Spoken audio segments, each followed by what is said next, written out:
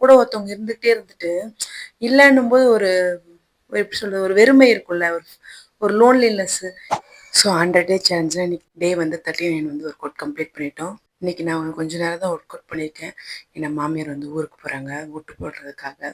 So அவங்க இல்லைனா கொஞ்சம் கஷ்டம் தான், ஏன்னா பசங்களெலாம் பார்த்துக்க முடியாது. ஸோ நார்மலாகவே வீட்டில் இருக்க முடியாதுன்னு வைங்களேன், பசங்க அவங்கள ரொம்ப தேடுவாங்க. ஸோ இருந்தாலும் பரவாயில்ல, ரெண்டு நாள் தான் அட்ஜஸ்ட் பண்ணிக்கலாம். நம்ம ஷாப்புக்கு தான் கூப்பிட்டு போகிற மாதிரி இருக்கும் பசங்களை 2 பேருமே. ஸோ இப்போ வாங்க எவ்வளோ கேலரி பர்ன் ஆயிருக்குன்னு பார்க்கலாமா. 20 நிமிஷம் தான் ஒர்க் அவுட் பண்ணியிருக்கோம். 193 கேலரி வந்து பர்ன் ஆயிருக்கு. ஒர்க் அவுட் இவ்வளோ தான் முடிஞ்சிச்சு. ஸோ முடிச்சுட்டு இப்போ என்ன சமைக்க ஆரம்பிக்கணும்.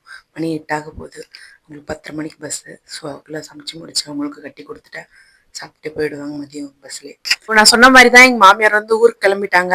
போய் நான் பஸ் ஸ்டாண்டில் விட்டுட்டு அப்புறம் அவங்கள பார்க்குறேன். பாய் சொல்லிவிடுங்க. பாய். மார்னிங் 10 மணிக்கு இங்கேருந்து கிளம்புனாங்களா, மணி இப்போ பார்த்தீங்கன்னா 11 ஆகுது. இது வரைக்குமே பஸ் வந்து அவ்வளோ கூட்டம் இருக்காங்க. கொஞ்சம் வந்து எலெக்ஷன் டைம் இருந்தாலும் எல்லாருமே ஊருக்கு போவாங்கன்னு நல்லாவே தெரியும்.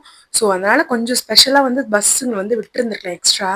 உண்மையாலுமே ரொம்ப கூட்டங்க, செம்ம கூட்டம். பார்த்து போங்க, சேஃபாக போங்க. போகிறவங்களாம் இப்படி அடிச்சுக்கிட்டு ஏறுறாங்க எல்லாருமே. எங்கள் மாமியாருக்கு மட்டும்தான் அங்கே இருக்கு ஓட்டர் ஐடி, எங்களுக்கு ஃபுல்லாக திரும்ப. ஸோ இந்த மாதிரி மெயினான சிட்டிங்கள்லேருந்து போகிறவங்களுக்கு தான் கொஞ்சம் சிரமமாக இருக்கும். சென்னையிலேருந்து போகிறவங்க, திருச்சி, அப்புறம் திருப்பூர்லேருந்து, ஏன்னா இதெல்லாம் வந்து இண்டஸ்ட்ரியல் ஏரியாங்களா.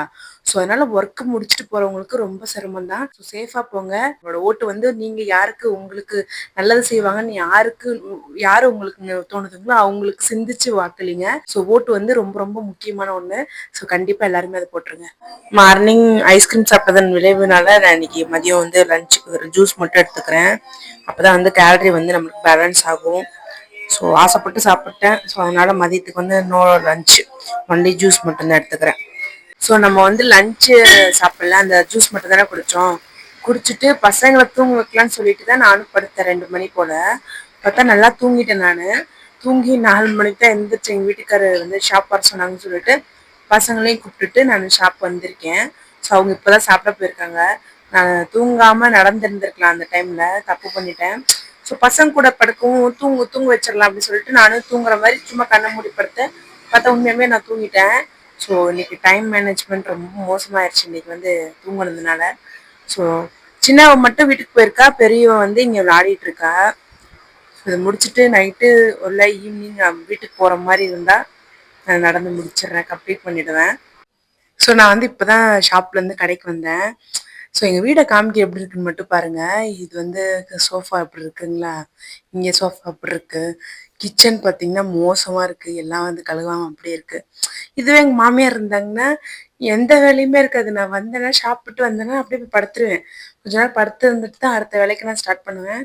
ஸோ அவங்க இல்லாதது வந்து வீட்டு வேலைன்னு மட்டும் இல்லை, வீடே வந்து வேற மாதிரி ஆயிடுச்சுங்களேன்.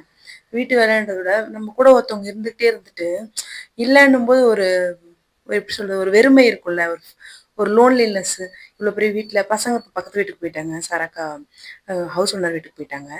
ஸோ நம்ம மட்டும் இருக்கும்போது ஒன்றும் பெருசாக தெரியல, இல்லைன்னும் போது தான் ஒருத்தர் வந்து இல்லைன்னும் போது தான் அவங்களோட வேல்யூ புரியும் அப்படின்னுவாங்களா, அந்த மாதிரி தான். ஸோ வீட்டில் ஒரு பெரியவங்க இருக்கிறது எப்பயுமே நல்லது தான். இப்போ நான் எங்கள் வீட்டில் எங்கள் மாமியார் இருந்திருந்தாங்கன்னா நான் வந்து பசங்களை ஷாப் கூப்பிட்டு போயிருக்குன்ற அவசியமே இல்லை, அவங்களே பார்த்துருந்துருப்பாங்க. இப்போ அவங்க இல்லாமல் அவங்க வந்து ரொம்ப மிஸ் பண்ணுறாங்க பசங்களாம். எப்போ வருவாங்க, பானு அவங்க பேர், பாவுன்னு தான் கூப்பிடுவாங்க. எப்போ வருவாங்கன்னு கேட்டுகிட்டே இருக்காங்களா. ஸோ நிறைய இடத்துல மிஸ் பண்ணுறோம் நாங்கள். ஸோ ஒர்க்குக்கு முன்னாடி சாப்பிட்லான்னு சொல்லிட்டு கொஞ்சமாக ரைஸ் எடுத்திருக்கேன், அப்புறம் சிக்கன் பீஸ் எடுத்திருக்கேன். ஸோ இதான் இன்னையோட டின்னர் வந்து முடிஞ்சிடும். இதோட நான் முடிச்சிருவேன். ஸோ இன்னைக்கு வந்து நம்ம 10,000 ஸ்டெப் வந்து கம்ப்ளீட் பண்ணிட்டோம். 628 கேலரி வந்து பர்ன் ஆயிருக்கு. ஸோ இன்னைக்கான டே வந்து நம்ம சூப்பராக வந்து கம்ப்ளீட் பண்ணிட்டோம். எங்கள் மாமியார் தான் ஊருக்கு போயிட்டாங்க. ஸோ அதனால கொஞ்சம் பிஸி. பசங்களையும் பார்த்துக்கிட்டு வீட்டையும் பார்த்துக்கணும். ஸோ அது வந்து கொஞ்சம் கஷ்டம்தான், பரவாயில்ல. இருந்தாலும் நம்ம அதை வந்து மேனேஜ் பண்ணிட்டோம். 10,000 ஸ்டெப்பும் சூப்பராக வந்து கம்ப்ளீட் பண்ணியாச்சு. இன்னைக்கு டேவும் வந்து நம்ம கம்ப்ளீட் பண்ணிட்டோம். நாளைக்கு பார்த்தீங்கன்னா நம்மளுக்கு வந்து எலெக்ஷன் டே. ஸோ மறக்காம எல்லாருமே போய் ஓட்டு போட்டுருங்க. உங்களோட ஓட்டை வந்து சிந்திச்சு வாக்களிங்க. அடுத்து வர 5 வருஷம் நம்ம நாடு எப்படி இருக்க போகுதுன்றது நாளைக்கு ஒரு நாள் தான் இருக்கு. ஸோ மறக்காம எல்லாருமே போய் ஓட்டு போட்டுருங்க. நான் உங்களை நாளைக்கு பார்க்குறேன். பாய்.